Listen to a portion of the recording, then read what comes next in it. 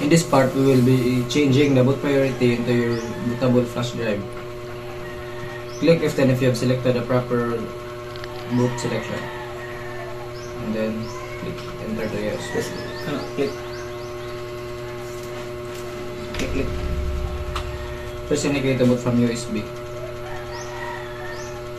And then wait for it to successfully load. In this part, let's click next.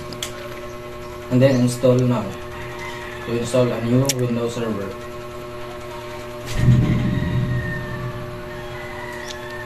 Wait until the setup is done.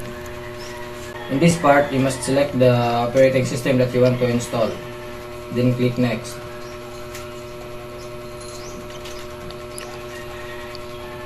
Accept the license terms and click next. Custom. And then select custom.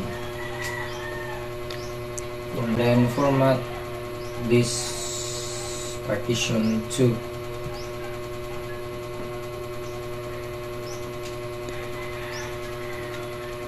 And click next. Wait for this to finish. And let us fast forward. After that, the Windows will restart. In this screen, you must type a password that you can use to sign in to this computer when you try to sign in to it. After inputting the password, click finish.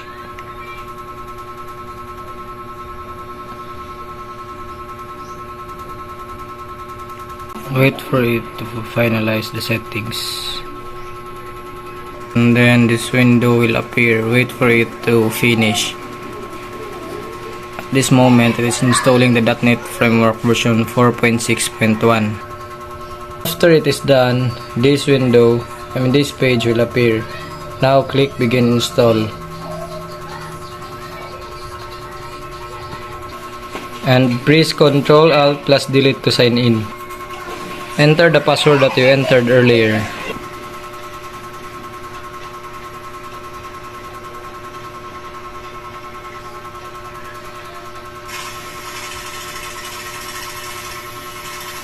Now you have successfully installed Windows Server 2012 R2.